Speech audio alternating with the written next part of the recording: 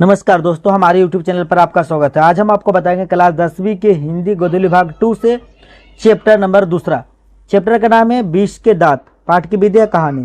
तो इस चैप्टर से हम आपको ऑब्जेक्टिव VVI करवा चुके थे। जो भी इम्पोर्टेंट चैप्टर से निकला सब VVI क्वेश्चन ऑब्जेक्टिव करवा चुके।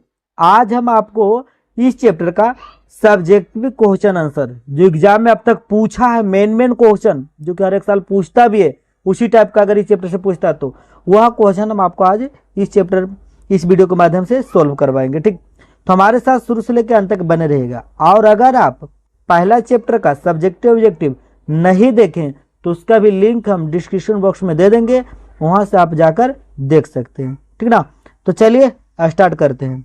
यह मस्त क्वेश्चन है। पहला क्वेश्चन देखिए कितना बार पूछा है। यह पहला क्वेश्चन है, मदन हक्का बक्का क्यों हो गया। 2021 में देखिए पूछा, कितना मस्त क्वेश्चन है। कब पूछा भाई?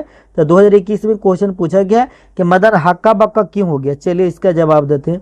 थोड़ा सा छोटा कर लेते हैं यार, कहा कि बड़ा जवाब होगा, ये इतना बड़ा जवाब है। देखिए मदन हक्का बक्का क्यों हो गया, इसका जवाब है कि रोज रोज अपने बेटे की पिटाई करने वाला गिरधर मदन द्वारा कासू की पिटाई करने और दो दांत तोड़ देने पर उसे दंडित करने के बजाय अपनी छाती से लगा लेता है। यानी कि जवाब है क्या कि मदन के पिता जो है मदन को प्रतिदिन पीटता है, लेकिन एक दिन क्या होता है, मदन कासू को पीटता है और दो दांत तोड़ देता है, लेकिन फिर भी गिरधर लाल जो है उसको दंडित नहीं करता है, बल्कि उसको अपनी छाती से लगा लेता है। अब आगे सुनिए।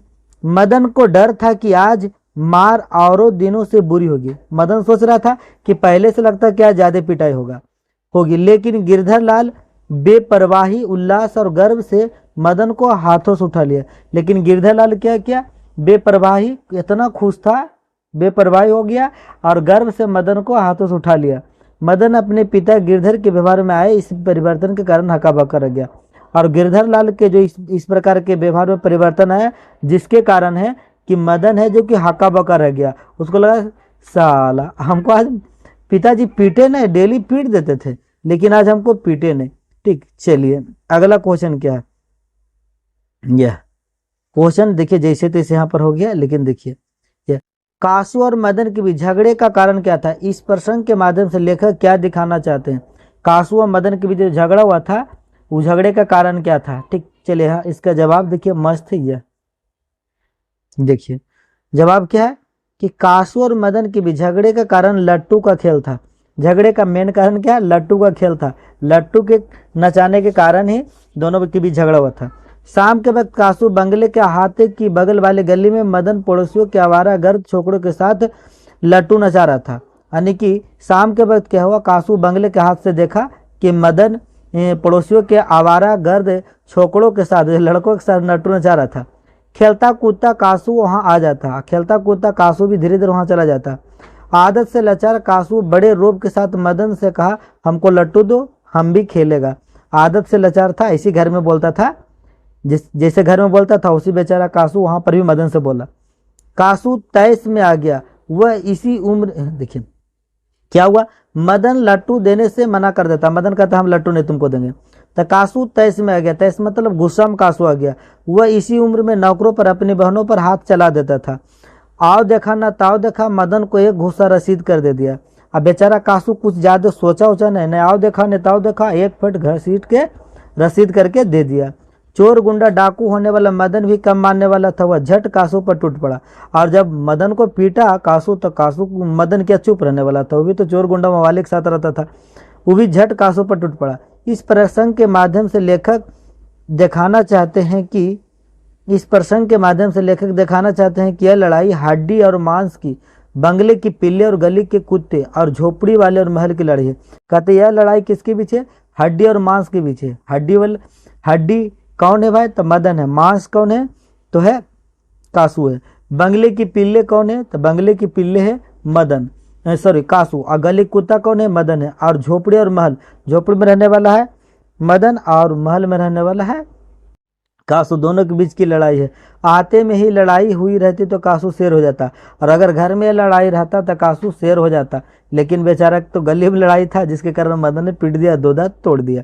आगे देखिए, अगला क्वेश्चन है, यह मस्त क्वेश्चन है। खोखा किन मामलों में आबाद था? तो इसका सिंपल जवाब याद रखिएगा, खोखा शरारत के मामलों में आबाद था। लेकिन अगर आप एग्जाम में जाके बस इतनी छोटा लिख के आइएगा तो नंबर नहीं मिलेगा। जवाब इसका बहुत छोटा छोटा है, लेकिन उतना छोटा में कुछ मिलने वाला नहीं है। वहाँ पर एग्जाम में थोड़ा बड़ा बढ़ा चढ़ा के बड़ा लिखना ही पड़ता है, ताकि जांचने वाला देखे तो खुश हो जाए टीचर। ये चलते आपको बड़ा लिखना पड़ेगा। यही चलते हम यहाँ पर बड़ा आंसर लिख के लाते हैं कि नहीं, हमारा जो स्टूडेंट जो वीडियो देखे उसको बड़ा भी लिखने के लिए आए। खोखा किन मामलों में बात था? तो खोखा शरारत के मामलों में बात था। देखिए यहाँ पर बड़ा कैसे लिखना है।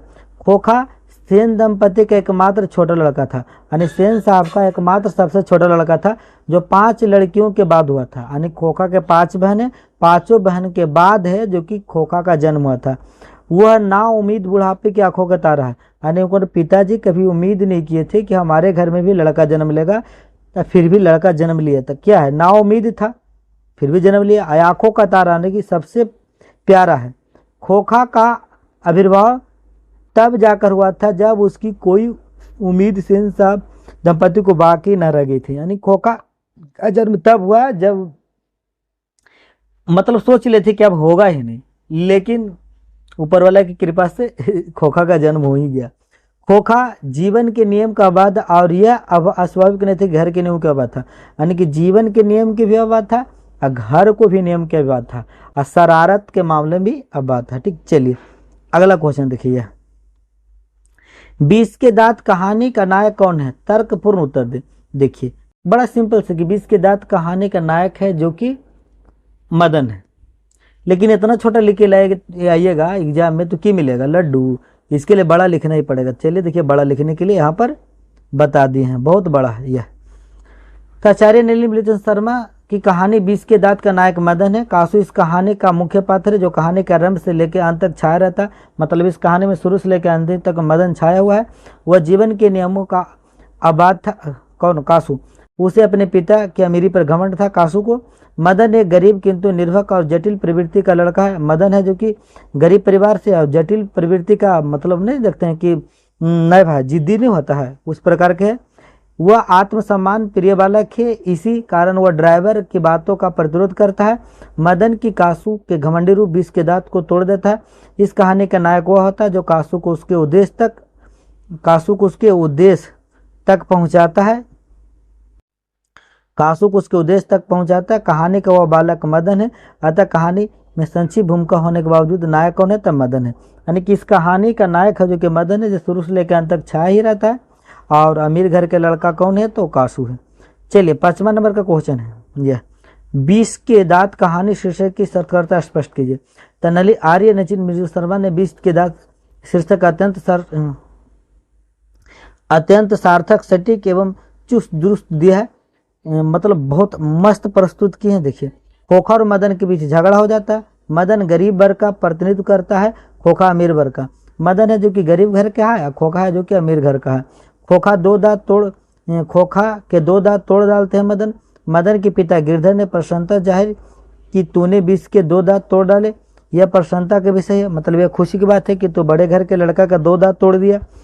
निष्कर्षतः अमीरों का जीवन कृत्रिम होता है, गरीबों का जीवन संघर्षशील होता है। अमीरों का जीवन होता है जो कुछ ऐशो आराम वाला जीवन है, और गरीब का जीवन है जो कि संघर्षशील है।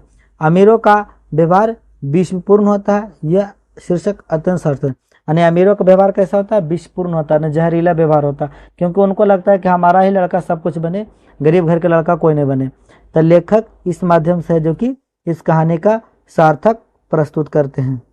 चलिए देखिए अगला क्वेश्चन है, आखिरी। देखिए 2016 में क्वेश्चन पूछा भी है, हर एक क्वेश्चन है कभी न कभी पूछा ही गया है। देखिए आगे, मदन और ड्राइवर के बीच विवाद के द्वारा कहानीकार क्या बताना चाहते हैं? तो देखिए, मदन और ड्राइवर के मध्य विवाद के द्वारा कथाकार कहना चाहते हैं कि अपने पर किए गए अत्याचार का विरोध करना पाप नहीं है। यानी कि जो अपना पर किया गया अत्याचार है उसका विरोध करना पाप नहीं है। मदन को ठेल दिया था, इसीलिए ड्राइवर से मदन है जो कि उलझ रहा था।